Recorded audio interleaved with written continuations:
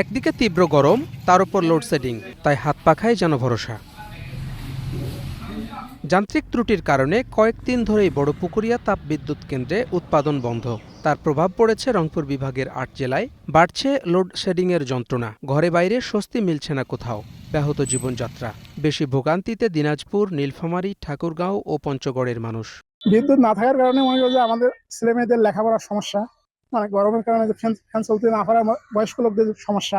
আগে তো এত দেরি করে নেই, ওই এখন কিন্তু দেরি করে। ওই যে আইলে হয়তো মানে কারেন্ট আইলো আসিয়ে দেরি হয়ে যাচ্ছে, একটা মানে কারণ ধরো 2 ঘন্টা 1.5 ঘন্টা নাই কারেন্ট। আগে কিন্তু অত ছিল না, আগে 5 মিনিটের ভেতর আজাল ছিল। বিদ্যুৎ বিভ্রাটে সংকটে পড়েছে কলকারখানাগুলোও, ব্যাহত হচ্ছে উৎপাদন। অলস সময় কাটছে কর্মীদের, বিপাকে ব্যবসায়ীরাও।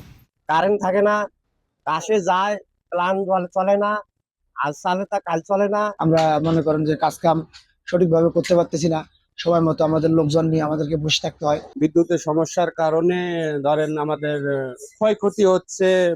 লোডশেডিং আসলে দেখা যায় আমাদের পণ্যর ক্ষতি, জ্বলে যাচ্ছে, পুড়ে যাচ্ছে। তো এতে আমাদের ছোট ব্যবসায়িক হিসেবে আমাদের অনেক লস হচ্ছে।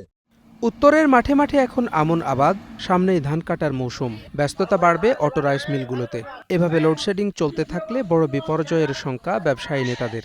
আমাদের যে বিদ্যুৎ উৎপাদন এবং উত্তরাঞ্চল বা বিশেষ করে দিনাজপুরের যে বিদ্যুতের চাহিদা, এটা পূরণে খুব হিমশিম খাবে। কারণ সামনে যে আমনের ধান কাটা মৌসুমের পর সমস্ত অটো রাইস মিলগুলো চালু হয়ে যাবে, সেখানে একটা বিদ্যুতের ডিমান্ড আছে। এরপর ফেব্রুয়ারি, মার্চ, এপ্রিল মাসে যে ইরিগেশনটা আছে কৃষকের জন্য, যেটা পানির একটা বড় ডিমান্ড হলো এই বিদ্যুৎ সেচ প্রকল্পগুলো।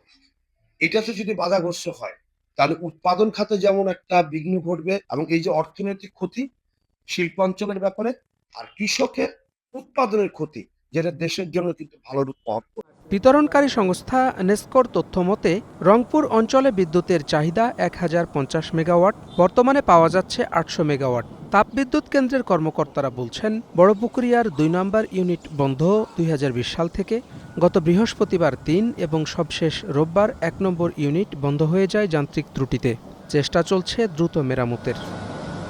এই অঞ্চলে ভোল্টেজ কন্ট্রোল করার জন্য এই বিদ্যুৎ কেন্দ্রটা ইম্পর্টেন্ট। ন্যাশনাল গ্রিড থেকে পাওয়ার যদি দিতে পারে তাহলে লোডশেডিং হবে না, কিন্তু আমার তো আলটিমেট 200 মেগাওয়াট কমে গেছে না। তাহলে এখানে 200 মেগাওয়াট যেটা ঘাটতি হয়েছে অন্য বিদ্যুৎ কেন্দ্র থেকে যদি ওটা বাড়াইতে পারে তাহলে 200 মেগাওয়াট কাভার হলো। দিনাজপুরের পার্বতীপুরে অবস্থিত বড়পুকুরিয়া তাপ বিদ্যুৎ কেন্দ্র 525 মেগাওয়াটের এই বিদ্যুৎ কেন্দ্রটি 2006 সালে গড়ে ওঠে। Desk report, star news.